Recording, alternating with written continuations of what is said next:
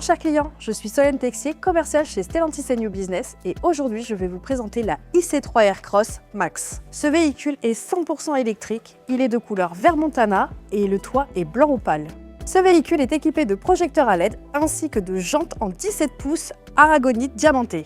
Les dimensions de ce véhicule sont de 4,39 m de longueur, 1,85 m de largeur et 1,66 m de hauteur. Concernant la clé, vous aurez deux boutons, un pour l'ouverture, un pour la fermeture. Et il suffira d'appuyer sur le petit bouton pour ouvrir la clé. À présent, je vais vous présenter le coffre.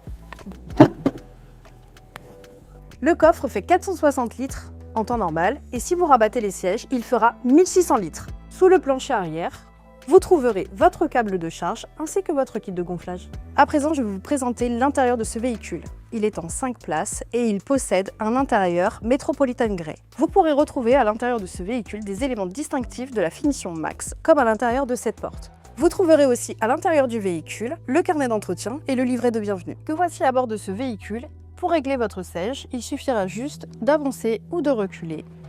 Juste ici, monter le siège ou le descendre. Et enfin, vous pourrez régler votre dossier d'avant en arrière grâce à cette manette. Pour régler votre volant, il vous suffira juste de tirer sur la petite manette qui est en dessous, le tirer vers vous ou le mettre plus loin et de refermer. Vous trouverez sur le volant des boutons comme le régulateur de vitesse ou le limitateur. Il suffira d'appuyer sur le bouton du haut pour le plus et en bas pour le moins. De l'autre côté, vous trouverez la source, donc pour changer la radio, la commande vocale, ainsi que le son, le plus et le moins. Sur le commodo de gauche, vous pourrez gérer les feux de croisement ainsi que les feux de route et vos clignotants. Sur le commodo de droite, vous pourrez gérer les essuie-glaces avant et arrière ainsi que leur vitesse. Sur la gauche du volant, vous trouverez une petite molette qui vous permettra de régler les phares en fonction du poids que vous aurez mis à l'arrière. Sur le côté, vous aurez le maintien dans la voie, on ou off, et la reconnaissance des panneaux. Juste ici, vous pourrez avoir la manette pour le capot.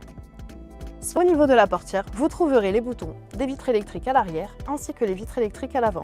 Vous pourrez aussi régler vos rétroviseurs en sélectionnant celui de gauche ou celui de droite ainsi que les flèches. Au niveau du tableau de bord, vous trouverez les boutons pour la climatisation monozone.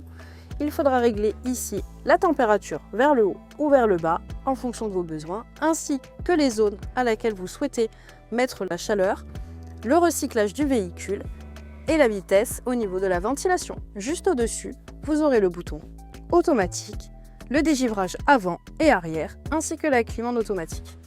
Pour la boîte de vitesse, vous avez ici le petit P qui est le frein de parking, le R pour reculer avec la caméra de recul, le N pour le neutre et repasser en frein parking, et le D pour le drive. Lorsque votre caméra de recul est active, vous avez 3 jalons, le jalon vert, jaune ou rouge. Plus vous allez vous rapprocher de l'obstacle et plus vous allez passer sur le rouge. Maintenant, nous allons passer sur l'ordinateur de bord. Il vous suffira de cliquer sur l'écran tactile pour choisir le mode.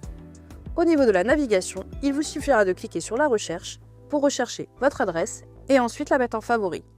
Vous pourrez aussi trouver les bornes de recharge les plus proches. Sur cet écran tactile, dans les onglets de gauche, vous aurez aussi les paramètres du véhicule. Vous pourrez modifier de façon à avoir du son sur votre écran tactile ou non, ainsi que connecter votre téléphone ou régler la luminosité de l'écran. Si vous souhaitez connecter votre téléphone, il vous suffira de cliquer sur la petite application et de rechercher un appareil.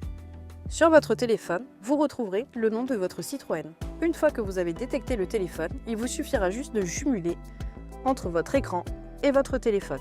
Une fois votre téléphone connecté, sur l'écran tactile, le petit onglet CarPlay va apparaître sur le côté gauche. Ainsi, vous pourrez retrouver toutes les applications de votre téléphone sur votre écran directement. En roulant, si vous souhaitez changer la musique, il vous suffira juste d'appuyer sur le petit bouton de votre volant de la commande vocale et demander à votre véhicule de changer la musique.